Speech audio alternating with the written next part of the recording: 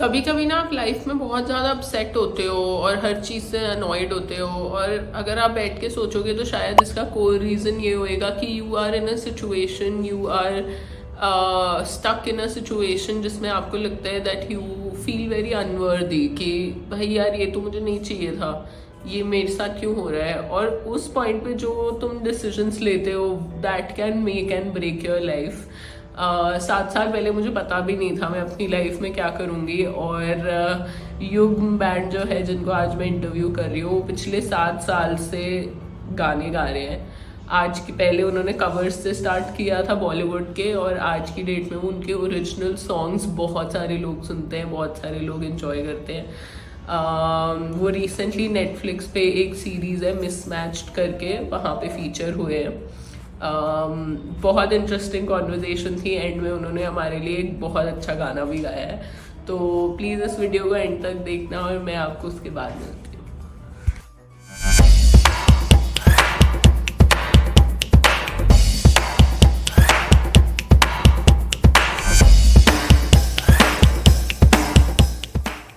Hi guys, welcome back to the Divi Show by Big Flex Marketing.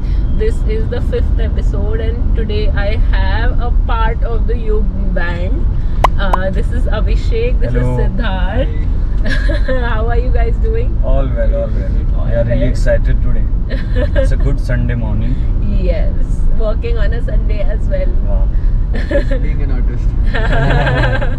हमारा कोई weekend नहीं होता है, हमारा तो कोई भी दिन वीकेंड हो जाता है। सही बात है। जिस दिन फ्री है उस दिन वीकेंड है।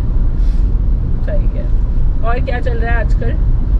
अभी तो बस यही है, हम लोग थोड़ा थके हुए हैं, काफ़ी टायरिंग हो गया है पिछले कुछ दिन, क्योंकि रिकॉर्डिंग में और फिर थोड़ा ट्रैवल था बीच में। सूरत गए थे, फिर हम लोग एक म्यूज़िक वीडियो के लिए लोकेशन का फिगर आउट कर रहे हैं, तो 2-3 दिन उसमें चले गए, क्योंकि सब कुछ हम ही खुद करते हैं। हाँ। हमारा कोई ऐसा टीम वीम तो है नहीं, मैनेजमेंट। हाँ। स्टूडियो में भी हमें ही बैठना पड़ता है, स्टेज पे भी हमें ही जाना पड़ता है, बिहाइंड द सीन भी सारा काम हमें ही करना पड़ता है।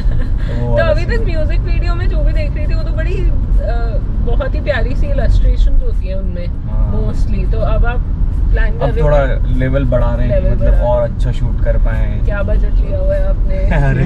म्यूजिक वीडियो का? ये मार्केटिंग वाले जागते हैं। एक्चुअली अभी वही ना कि हमको हर महीने एक गाना रिलीज करना है। 7 महीने में 7 गाने रिलीज कर रहे हैं, क्योंकि 7 इयर्स बैंड को कंप्लीट हो जाएंगे इस साल। तो वो हर महीने गाना रिकॉर्ड करना, उसको प्रमोशन, यू तो कम फ्रॉम मार्केटिंग बैकग्राउंड, तो तुमको पता ही होगा कितना डिफिकल्ट होता है।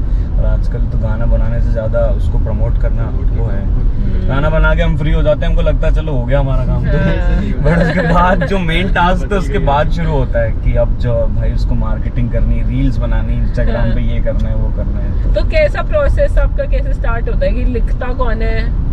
लिखने का आइडिया तो मतलब बैंड में किसी के भी दिमाग में आ सकता है, मतलब आइडिया तो कुछ भी आ सकता है कि भाई और इस आपका thought पे बैंड लिखते एक हैं। बार सबके बारे में बता दो। तो थोड़ा बैंड जो है, होगा बैंड का इसमें। नाम है युग्म, और अगर जो नहीं जानते, जो 2-5 लोग नहीं जानते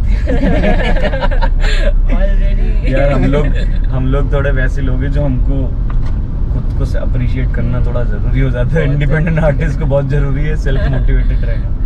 तो बैंड का नाम युग्म है। युग्म का मतलब होता है मिलना, जुड़ना, कंजॉइनिंग ऑफ डिफरेंट एलिमेंट। तो जैसे आज हम दिवी से मिले हैं, तो आज हमारा भी एक युग्म हो गया है। So it started in 2016। मैंने बैंड, मतलब मैंने अपनी इंजीनियरिंग ख़त्म की, उसके बाद जॉब किया, बट शुरू से ही मेरे को म्यूज़िक में था, मतलब कीड़ा घुसा हुआ था बचपन से कि मेरे को म्यूज़िक ही करना है, इसके अलावा मुझसे कुछ होगा घर पे कोई है जो ये सब? नहीं, कोई आपके बैकग्राउंड भी नहीं नहीं है, कोई हम दोनों की नहीं, मयंक के भी नहीं है। मतलब मयंक की तो चलो वो है कि मयंक ने क्लासिकल सीखा हुआ है, तो उसका थोड़ा स्कूल से, हाँ वो डिफिकल्ट। सो मयंक इनका, मयंक जो है हमारे पार्टनर हैं। हाँ, तो there is Mayank, there is Siddharth, then Abhishek, so a group of 3। Yes. Nice. So फिर तब तो इनिशियली कोई ऐसा आइडिया नहीं था, और ऐसा ये नहीं था। शुरू में क्या होता है ना, ये सब चीज़ें बहुत चमक लगती है कि मतलब आपको लगता है अरे यार गिटार बजाते हैं, क्योंकि वो सब चीज़ें वो है ना, आजकल अभी तक भी है ना कि मतलब अभी जब आप थोड़ा ऐसा देख लेते हो कि कुछ आपको कैची लगता है कोई चीज़ तो आपको करने में मज़ा आता है। तो हमको भी शुरू में ऐसा लगा था कि भाई गिटार बजाते हैं, ये पॉडकास्ट। तो बस इनिशियली तो यही था, आइडिया वाज कि बस म्यूजिक में गिटार विटार सीख लेते हैं, बजाते हैं, कहीं कुछ करते हैं। तो ऐसे यहीं पे यार सारी जयपुर में सारे गार्डन, सारे जगहें, सारे पब्लिक प्लेसेस सब छान मारे हमने। अच्छा, और आप मिले कैसे इंजीनियरिंग में? मैं एक्चुअली इंजीनियरिंग करके ख़त्म करके मैं यहाँ पे कुछ लोगों के साथ बजाता रहता था। तो Mayank was already in the music scene तब, क्योंकि ही कम्स फ्रॉम मतलब उसने सीखा हुआ है म्यूजिक, और तब जो बैंड्स थे तो उनके साथ वो थोड़ा बहुत जैम करता था। और मैं नया शुरू किया था तब। तो उसके बाद जो है किसी ने बताया कि भाई मयंक भी है, तो और भी लोग थे बैंड में तब पहले। तो उसके बाद मयंक आया। देन मयंक क्योंकि म्यूजिकल बैकग्राउंड से आता तो उसने फिर म्यूजिक की थ्योरीज बैंड में अप्लाई करना चालू करी। फिर सिद्धार्थ ऐसे ही आया हमको कि भाई किसी ने सजेस्ट किया कि सिद्धार्थ बिकॉज यहीं से है, जयपुर से इसने स्कूलिंग की है। फिर वो पढ़ने के लिए उसने AR रहमान, चेन्नई AR रहमान के इंस्टीट्यूट, महंगे लोग हैं भाई साहब। वो कैसे एक्सपीरियंस होता है वो that's a different topic to discussion. तो फिर वही हम लोग ऐसे क्या मतलब AR रहमान का क्या है? इंस्टीट्यूट है, म्यूजिक स्कूल है। ओके, चेन्नई में। Oh nice. तो हम लोग ऐसे मिलते गए। फिर तब तक 2018 तक तो हम लोग खुद कवर्स बजाते थे, फोक म्यूजिक बजाते थे, बिकॉज मेरे को फोक म्यूजिक से बड़ा वो है, राजस्थानी फोक सॉन्ग से इन सब चीज़ों से। तो पर तब तक कोई डायरेक्शन नहीं थी। एंड आई थिंक वो सबसे बड़ा वो था हमारे साथ कि मतलब अगर आप कुछ भी कर रहे हो तो आपकी आइडेंटिटी क्या है, वो ज़रूरी है ढूंढना। अदरवाइज फिर आप भीड़ में घुस जाओगे, फिर वो इट्स लाइक ए जॉब। फिर कि जैसे लोग जॉब कर रहे हैं उसी में आप हो गए, आपको रोज जाना है, परफॉर्म करना है, किसी और के गाने गाने। फिर आइडेंटिटी क्राइसिस हो गया हमको। बैंड हमारा थोड़ा स्प्लिट हो गया तब। तो वो फिर थोड़ा उसमें वो अलग ही। कौन सा ईयर था?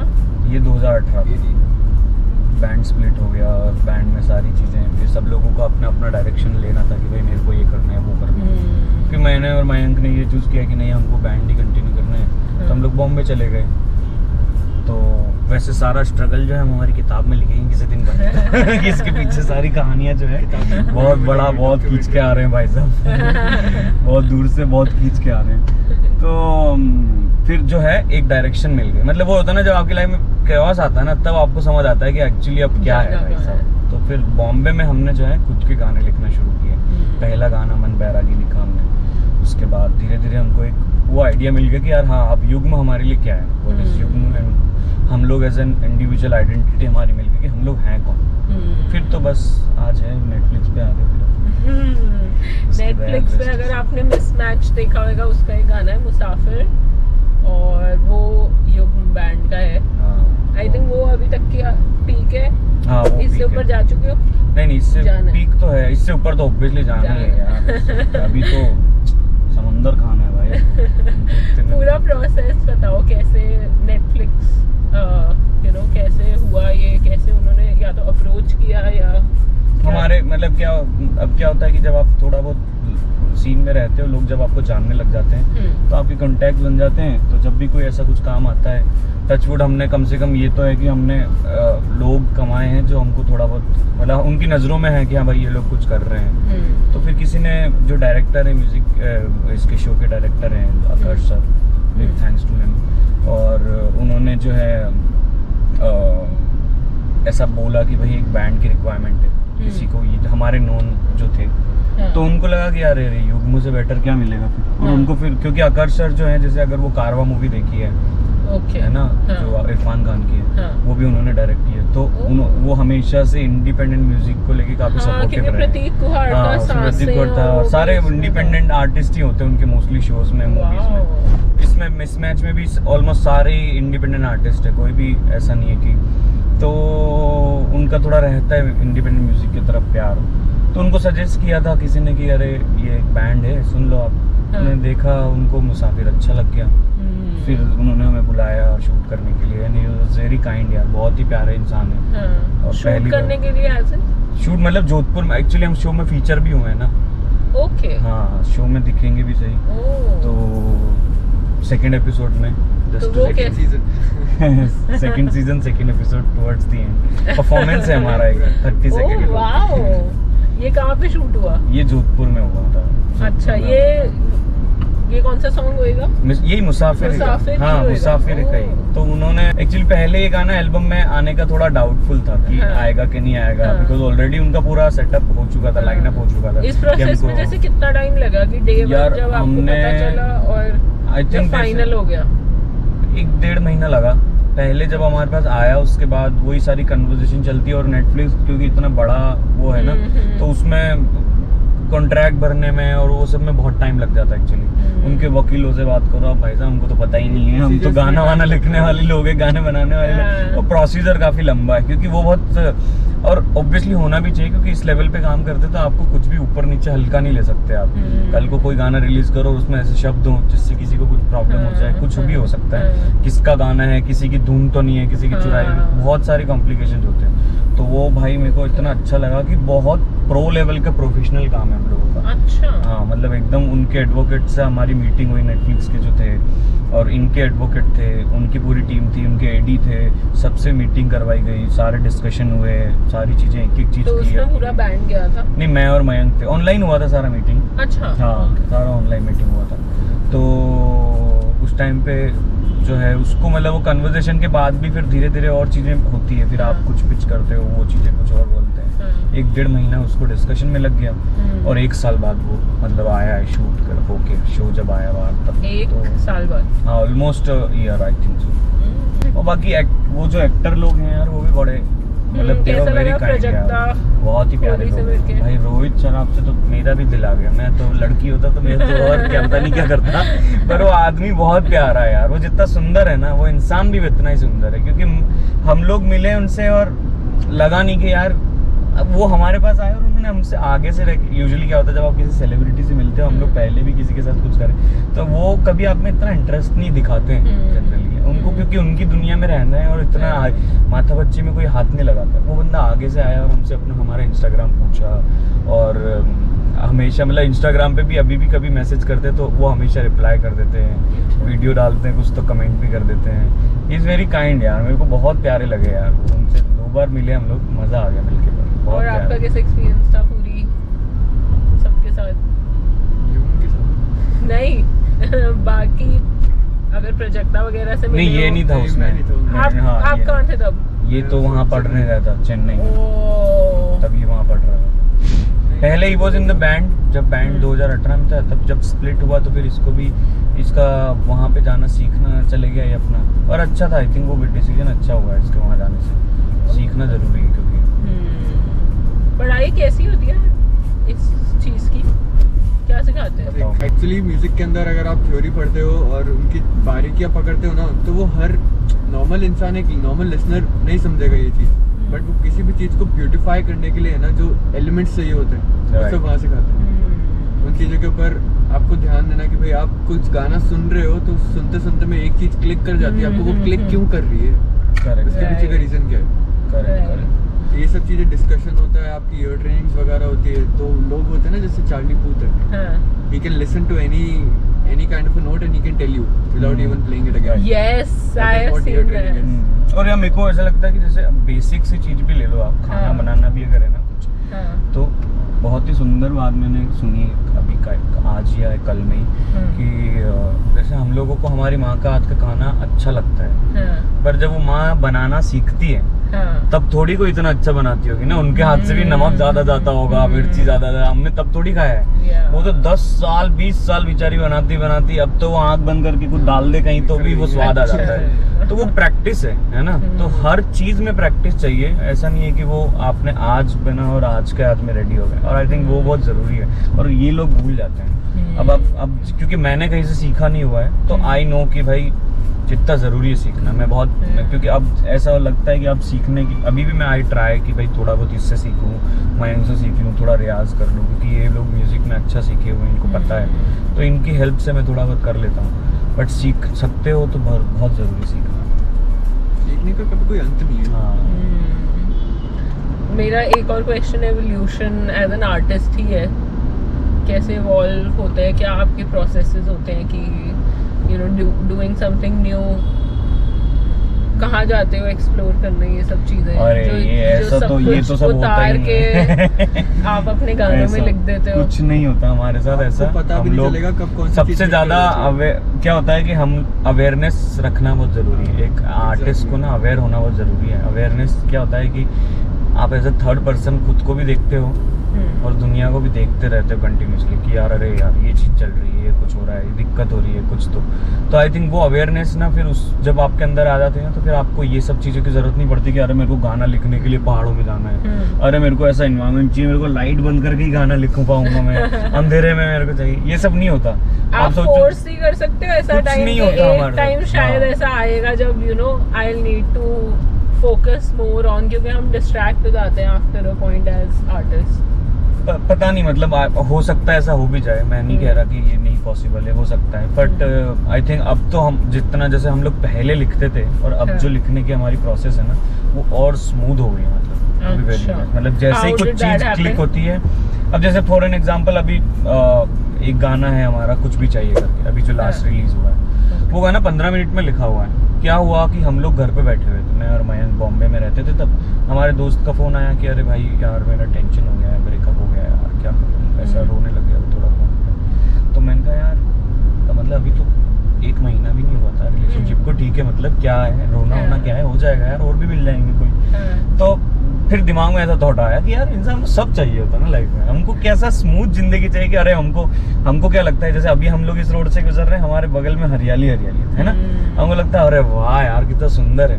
अब मान लो सपोज हमारे जैसा ही कोई होगा, इस गाड़ी से जा रहा होगा, वो कचरा फेंक के चला जाएगा और फिर वो एक्सपेक्ट भी कर रहा है यार मेरा रोड भी साफ। हम लोग बहुत हिपोक्रेसी में जीते हैं, हम भी, ऐसा नहीं कि हम लोग कोई महात्मा आदमी, सब लोग हिपोक्रेसी में जीते हैं। तो फिर वो थॉट ना तुरंत क्लिक किया, मैंने कहा मयंक कुछ भी चाहिए, गाना बन गया। मैं गिटार लिया, हम बैठे फट 3 गाने, फट से वो 3 पैराग्राफ लिख दिए उसमें, एक जो है गाना गा भी दिया, हाँ पूरा बना दिया उसमें। तो यही कह रहा हूँ ना कि वो और ज्यादा स्मूथ हो गया हमारी राइटिंग में। जैसे एक और एग्जांपल देता हूँ कि मेरे को जब मैंने अपना यहाँ जयपुर में रहने आया था, जैसे मैं यहाँ से हूँ नहीं, मैं प्रतापगढ़ से, तो जब मैं जयपुर में रहने आया था, हॉस्टल छोड़ के, फर्स्ट ईयर छोड़ के, मैंने सेकंड ईयर में जब मैं बाहर रहने लगा तो मेरी मम्मी ने ना मेरे को गोभी की सब्जी बनाना सिखाई, है ना।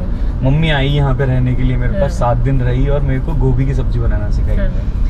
तो पता नहीं मेरे को गोभी से बड़ा लगाव हो गया, क्योंकि मेरे को लगता था कि ये सबसे इजी सब्जी, और मैं 1 हफ्ता तक यही बनाता रहा उस टाइम पे। तो बनाता तो मजा आता है इसमें भी, क्योंकि कुछ चीजें हो जाती है, जुड़ गई इमोशन, तो मैं बनाता रहा। अब सोचो मैं एक दिन, अभी कुछ दिन पहले की बात है, आई थिंक 1 महीना भी नहीं होगा, एक दिन मैं घर पे गोभी काट रहा हूँ, मैं तो यार हमारी सारी जिंदगी भी गोभी के फूल की तरह हो गई, कोई इज्जत तो है नहीं। ऊपर से सारा हरा दिखता है, अंदर से पूरा सफेद हो जाता है, और ऐसे ही उसकी जो है कोई, मतलब दोनों गोभी की बात कर रहा हूँ, गोभी का फूल भी और गोभी पत्ता भी, है ना। तो उसमें वैसा है कि आपको हर जगह दिखेगी, जैसे अंग्रेजी वाले जो लोग होते हैं, जो थोड़ा सोफिस्टिकेटेड लोग होते हैं, वो ब्रोकली वाली चीज जो खाते हैं वो सब है, पर है तो वो एक ही तरीके की चीज है ना। तो फिर हमने गाना बना दिया गोभी का फूल, तो उसमें यही सब लिखा था, उसकी गोभी के फूल से जिंदगी को कंपेयर किया हुआ।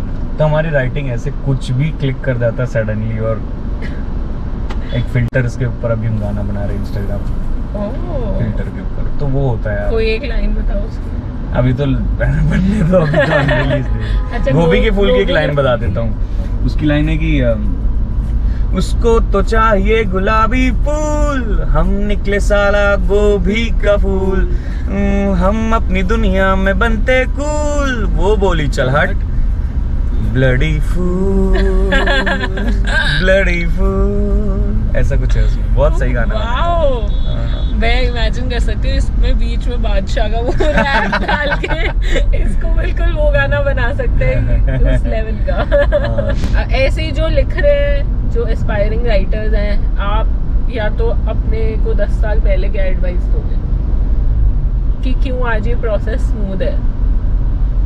एक्सपीरियंस करना बहुत जरूरी है, मतलब मेरे ख्याल से ना। जैसे क्या होता है कि हम लोग एक्सपीरियंसेस से भागते हैं, हमारे को हमें क्या लगता है ना कि आज जो जिंदगी में वक्त चल रहा है उससे हम कट लें किसी तरीके से। जैसे ही थोड़ा बहुत बुरा वक्त आने लग जाता है ना, हमको अच्छा वक्त सबसे ऐसा लगता है कि ये सस्टेन कर जाएगा, अच्छा वक्त ना, अरे यार ये ऐसा ही रहे, रिलेशनशिप भी अच्छी चलती रहे, दोस्ती यारी भी अच्छी चले, पैसा भी अच्छा आता रहे। तो क्या होता है कि और सबसे अच्छे वक्त की सबसे बुरी बात ये है कि वो ज़्यादा लंबा टिकता नहीं है। बुरा वक्त बहुत टिकता है और बहुत मुश्किल लगती है। तो वो बुरे वक्त, क्योंकि ज़िंदगी में बुरे वक्त का स्पैन ज़्यादा है ना, तो उससे आपका दिमाग जो है वो कटने में ज़्यादा रहता है। अरे यार एक्सपीरियंसेस नहीं भागना है यार, टेंशन हुई, वो एक्सपीरियंस करना बहुत ज़रूरी है हर तरीके की चीज़ को, मतलब सिर्फ बुरे वक्त को नहीं, मैं कह रहा हूँ हर चीज़ को। चाहे आप ट्रैवल को ले लो, लोगों से मिलते रहो हर दिन। हम लोग अभी क्योंकि पिछले कुछ आई थिंक 6 महीने से थोड़ा ऐसा हो गए हैं कि क्योंकि बैंड के कामों में ज़्यादा इन्वॉल्व हो गए हैं, इसलिए मिल नहीं पा रहे। अगर हम लोग तो हर दिन किसी ना किसी से मिलना ऐसा डिसाइड किया हुआ है कि रैंडम लोगों से मिलते रहो, कुछ ना कुछ चीज़ें मिलती रहती है आपको, और वो आपको बहुत हेल्प करती है। और पढ़ना, किताबें पढ़ना, और क्योंकि क्या होता है कि आपको अपना इमोशंस पता है ना, आपको पता है कि अरे यार मेरे को इस थॉट पे गाना लिखना है, पर आपके पास शब्द नहीं होंगे ना, तो फिर आप लिख नहीं पाओगे। तो शब्द लाना बहुत ज़रूरी है। वो शब्द आएंगे आपको लोगों को सुनने से। मतलब मैं बहुत इंटरव्यूज़ देखता हूँ, मैं बहुत लोगों को पढ़ता हूँ, और मैं कंटिन्यूसली उनके पूरे पॉडकास्ट सुनता हूँ, इंटरव्यूज़ देखता हूँ। मयंक बहुत पढ़ता है, इसलिए मयंक की वजह से ही बैंड में जो है राइटिंग का बहुत पार्ट इम्प्रूव हुआ है, क्योंकि वो उसने पहला गाना ही उसने लिखा था। उसके बाद नया कोई वर्ड है जो आपने कहीं से उठाया हो, जो आपके दिमाग में ही रह गया हो? जैसे बैरागी एक वर्ड है हमारा ना, एक गाने का नाम है हमारे बैरागी। अब मुझे तो कभी बैरागी का नाम पतला भी पता नहीं था, बाकी वर्ड सुना हुआ है। हाँ। पर अब हमने एक गाना बनाया हुआ इस पे, तो अब बैरागी एक अपने आप में एक पूरा डेफिनेशन है कि बैराग क्या है चीज। एक तो होता है कि राग और एक होता है बैराग, तो वो दोनों ही अलग ही वर्ड्स हैं और उनकी एक्सप्लेनेशन ही दोनों ऑपोजिट है एक दूसरे के। और इतनी खूबसूरत उसने पोएट्री लिखी है राग बैराग के ऊपर, बहुत ही प्यारा लिखता है मैं। तो आई थिंक वो बहुत जरूरी, क्योंकि वो बहुत पढ़ता है तो हमें बहुत हेल्प हो जाती है। और मैं बहुत इंटरव्यूज और ये सब कंज्यूम करता हूँ, तो उसमें तो आप सबका इनपुट होता है। जैसे ये सीखा हुआ है गिटार्स, इसने बहुत सारा कुछ सीखा हुआ है, तो इसके आने से बहुत सारी हेल्प हो जाती है। हर एक का अपना अपना अलग अलग तरीके का इनपुट है। जैसे मैं बहुत वैसा हूँ कि अवेयर हूँ, मैं बहुत जल्दी ऑब्जर्व करता हूँ लोगों को। मयंक का कुछ और चीज़ें हैं, इसका कुछ और है। इस तरीके से वो टीम एफर्ट होता है फिर गाने बनाने में। और यही है यार कि मतलब जितना ज़्यादा हो सके पढ़ो, एक्सपीरियंस करो, और एक एक्सपीरियंस में रहो। मतलब हम भागना नहीं चाहिए हमको, करना बहुत जरूरी है। What would you tell your self 10 years back जो मे बी कॉलेज में था, तो अभी भी 10 साल का ही है। 10 छोड़ो यार, 5 साल यार। बता दे Siddharth. I would suggest to stay more open, to stay more humble, to experiences, and yeah, again, don't run. Everything will happen. Just give it time. Stay believe. Keep believe. हमने इंजीनियरिंग के सुने हैं, एमबीए कॉलेजेस की सुनी है, मैंने कभी art school की नहीं सुनी कुछ। क्यों? मैं बीकॉम मतलब art school obviously BCom drop oh. तो आर्ट स्कूल में क्या होता है, वहाँ की अलग की स्ट्रगल्स क्या होती है, मतलब टुवर्ड्स म्यूजिक। जैसे अपन फैशन आर्ट उन सब का तो सुनते ही हैं, but just like in any other field, just like in any other field, हाँ। you get a lot of artists there. And with a lot of artists, you get a lot of horrible artists as well there. I mean, not to say as like, in my opinion. नहीं it's fine, मतलब ठीक है। Horrible is a word, थोड़ा गलत word है, but ठीक है। But हाँ होता है, होता है, सही बात हर जगह। So people don't understand what they want to do.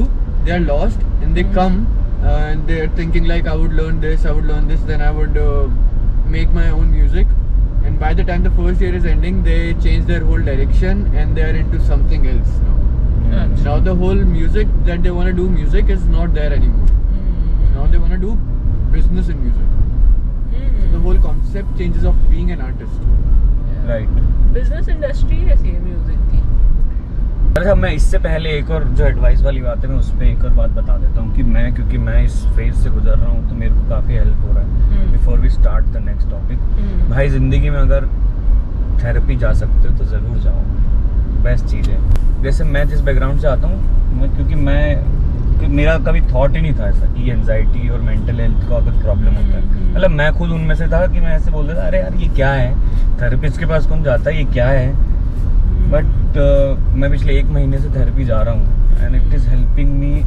क्या बताऊँ, मतलब इतना ज़्यादा हेल्प हो रही है मेरे को उससे, बहुत मज़ेदार है। अगर आप अफोर्ड कर सकते हो तो ज़रूर जाओ, नहीं भी अफोर्ड कर सकते तो बहुत सारी जगहें हैं जहाँ पे फ्री में थेरेपी देते हैं। और एटलीस्ट स्टार्ट, क्योंकि वो थेरेपी जाना ही सबसे बड़ा ना आपका सेल्फ लव का वो हो जाता है डेफिनेट, मतलब एक शुरुआत हो जाती है, पहला कदम। किसने रिकमेंड किया आपको? मेरे को मयंक ने बोला, फिर विनायक है मेरे दोस्त जिसने आपके साथ वो किया है, तो इन दोनों ने ही मेरे को रिकमेंड किया, बिकॉज मेरा बहुत पिछले 6-8 महीने से एंजाइटी बहुत ज्यादा बढ़ गई थी, और क्योंकि आपको कुछ समझ नहीं आ रहा होता है हो क्या रहा है, और जैसे ही थेरेपिस्ट के पास गया भूल चुके होते हो उस टाइम तक तो, और जैसे जब तक 5-6 महीने हो जाते हैं ना, तब तक तो यू डोंट इवन नो कि अब मैं करूं क्या, अब इतना रायता फैल चुका है कि मैं इसको संभालूं कैसे। और बीइंग एन आर्टिस्ट तो मेरे को और ज्यादा ये भी लग रहा था कि अरे यार मैं को कैसे हो सकता है, मैं तो दुनिया में खुशी फैलाने आया हूँ, मुझे कैसे एंजाइटी हो सकती है, मैं तो खुद दुनिया को खुशी देता हूँ, मुझे क्या हो रहा है। और वो मेरे को इतना हिट करता था वो कि यार क्या हो रहा है यार लाइफ में, इतना कुछ बेसिक सी बात है कि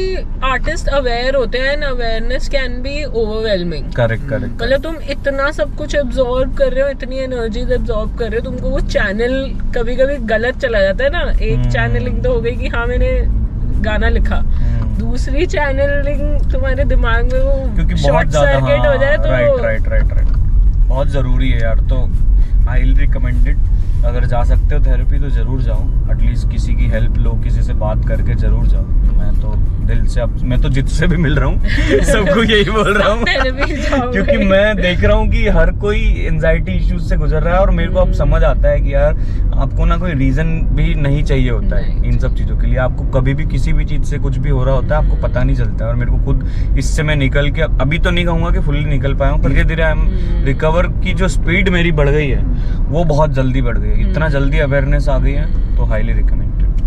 म्यूजिक बिजनेस के बारे में ना, बिजनेस इंडस्ट्री कैसे फंक्शन देखो, म्यूजिक का बिजनेस जो है वो अलग अलग तरीके से होता है। मेरे को जो पता है इतना जितना मैं जानता हूँ कि एक तो होता है कि आप ऑनलाइन जितनी भी स्ट्रीमिंग है, यूट्यूब हो गया, स्पॉटिफाई हो गया, जितने भी ऑडियो प्लेटफॉर्म्स हैं वहां से पैसा आता है। एक तो ये स्टार्टिंग हो गई, मतलब ये स्टार्टिंग नहीं है, ये तो आप जब स्टैब्लिश हो जाते हो तब पैसा आता है। मैं आपको बस पहले पार्ट्स बता रहा हूँ कहाँ से पैसा जनरेट होता है म्यूजिक में।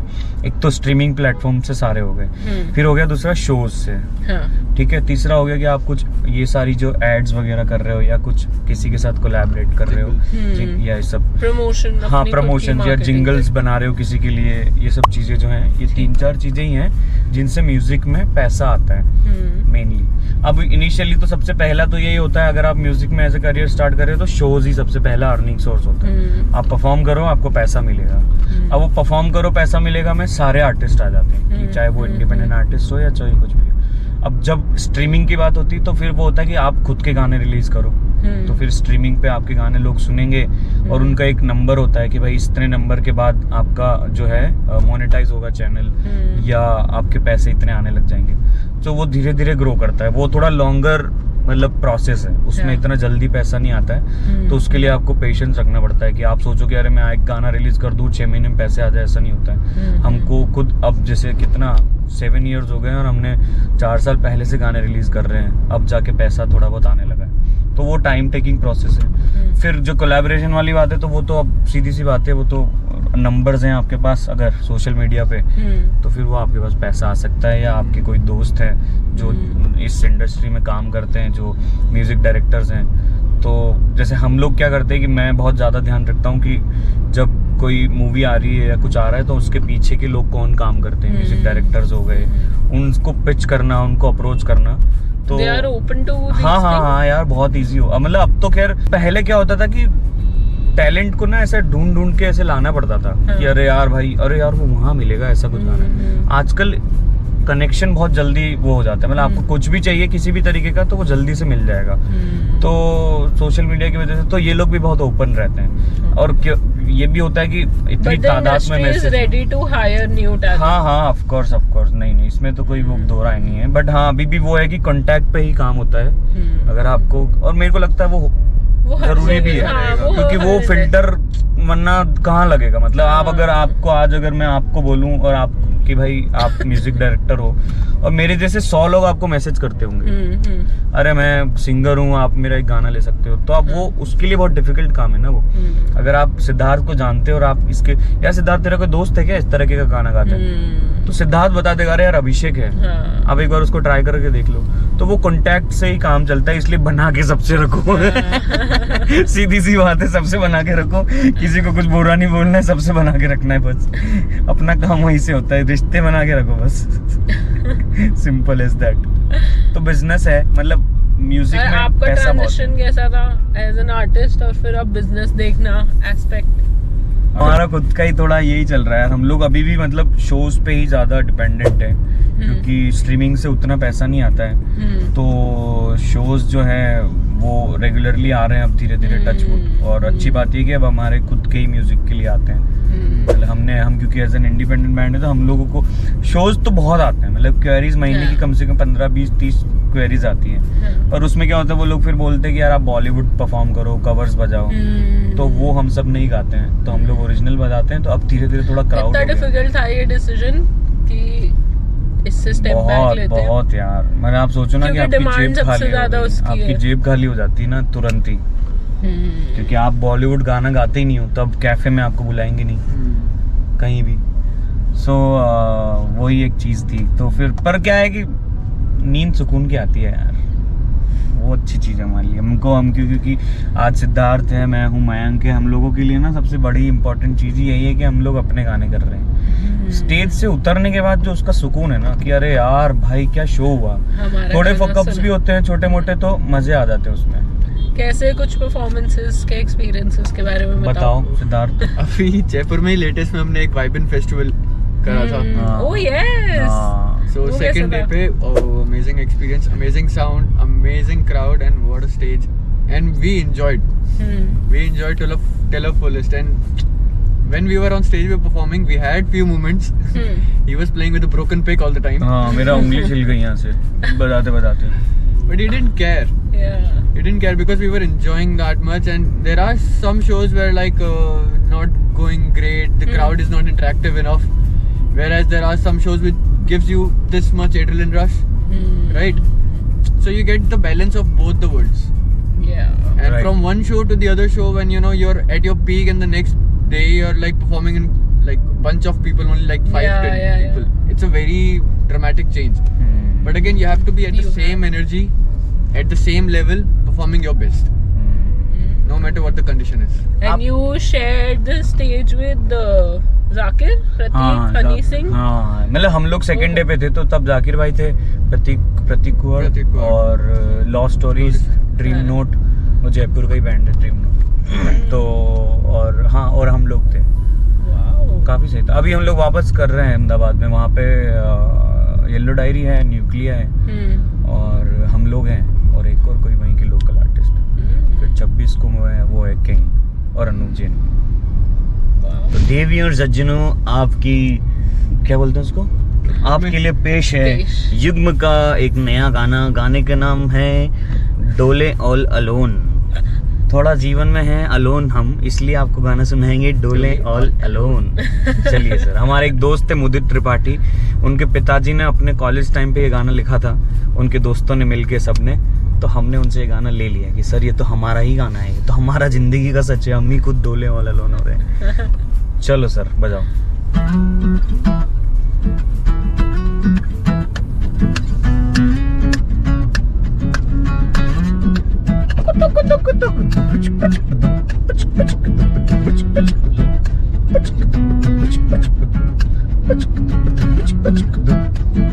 हम डोले ऑल अलोन, हम डोले ऑल अलोन, हमारा कोई नहीं, मिड ओशन में है बोट किनारा कोई नहीं।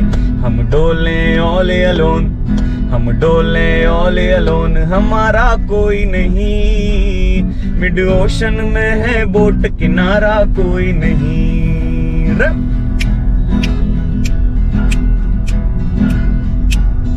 अरे कभी तो हमरे सेल्फिश बलमा लविंग नजर तो दी होती, थोड़ी सिंपथी थोड़ी मोहब्बत हम पे भी शो की होती। अरे कभी तो हमरे सेल्फिश बलमा लविंग नजर तो दी होती, थोड़ी सिंपथी थोड़ी मोहब्बत हम पे भी शो की होती। अब नहीं किसी पे फेथ, अब नहीं किसी पे फेथ, हमारा कोई नहीं, मिड ओशन में है बोट किनारा कोई नहीं, अब नहीं किसी पे फेथ हमारा कोई नहीं। मिड ओशन में है बोट किनारा कोई नहीं, हम डोले ऑल अलोन, हम डोले ऑल अलोन, हमारा कोई नहीं। मिड ओशन में है बोट किनारा कोई नहीं। इसका लास्ट वर्स सुना देते हैं, बढ़िया है। उस वाले में जो है हीरो बनता है इंसान, मतलब लड़की है लड़का जो है वहाँ हीरो बन रहे हैं। क्या लिखा है? अरे पिंच करेगी जब सेपरेशन, टीयर्स बहेंगे डियर तुम्हारे, सॉरी फेस बना के हमको सर्च करेंगी आइस तुम्हारी। पिंच करेगी जब सेपरेशन, टीयर्स बहेंगे डियर तुम्हारे, सॉरी फेस बना के हमको सर्च करेंगी आइस तुम्हारी।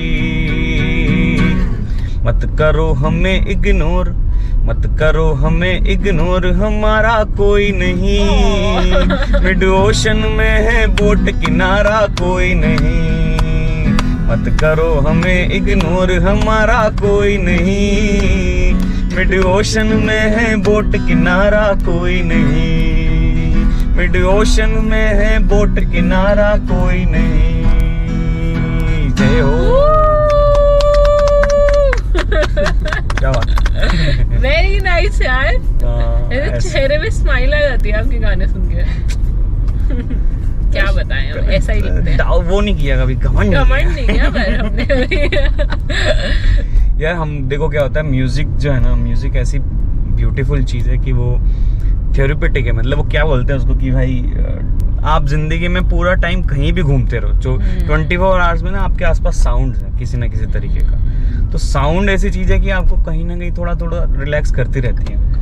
तो म्यूजिक बनाओ तो फिर ऐसा बनाओ मियाँ कि तुम्हारे जो है मजे ही आ जाए जनता को। तो फिर हम लोग वही सोच के करते हैं कि यार मजा आना चाहिए लोगों को। उससे पहले हमको मजा आना चाहिए। एक्चुअली हम लोग गाने लिखते हैं सबसे पहले, सबसे ज्यादा इंजॉय हम हमारे गाने हम खुद करते हैं। हमारे से बड़ा कोई फैन ही नहीं है हमारे म्यूजिक का, तो हमको सबसे बड़ा मजा आता है। और वो एक बहुत बड़ी चीज है हमारे लिए। उसका जो ब्लूटिक से भी ज्यादा हमारे लिए वैलिडेशन है वो हमारा। मजे आते हैं बस। चलो thank you guys, this was an amazing. मतलब मैं जो वाइब फील कर रही थी ना, वो 5 मिनट जब तुम गा रहे थे, मतलब मैंने वो कभी इस गाड़ी में फील नहीं करी। इट्स लाइक आपने अपनी वाइब्रेशन यहाँ छोड़ दी है। अब क्या बात है, फुल एनर्जी दे दी है। फुल एनर्जी दे दी है। नहीं थैंक यू सो मच हमें इनवाइट करने के लिए, और मज़ा आया। और आप लोग जाके ज़रूर देखें पूरा, और प्लीज़ पॉडकास्ट को सपोर्ट करें। शो है दिवी का शो, तो उसको सपोर्ट करें। और हमारी नई एल्बम रिलीज़ होने वाली राग बेराग, तो हमारे गाने सुने आप जाके। और बहुत बहुत शुक्रिया आपका। हर महीने एक नया गाना आ रहा है, पिछले महीने कुछ भी चाहिए है, इस महीने भी रिलीज करेंगे तो वो भी सुने। हम लोग 7 महीने में 7 गाने रिलीज कर रहे हैं। सब्सक्राइब मार्केटिंग कर देना हमारी तरफ। सब्सक्राइब करना मत भूलना, इस चैनल को भी और युग्म को भी, दोनों। Yes okay bye. मैं बिल्कुल भी झूठ नहीं बोल रही थी उस वीडियो में। जो वाइब्रेशंस मैंने उस टाइम पे उस कार में फील करी थी, दे वर इमैक्युलेट। और अगर आपको भी पसंद आए तो please subscribe, keep supporting us so that we can bring new stories and new people to you for you. और इंस्टाग्राम पे हमें फॉलो करना मत भूलो, वहाँ पे हम काफ़ी सारी फैबुलस रील्स डालते हैं। तो you should be on board. See you guys in the next episode. Bye bye.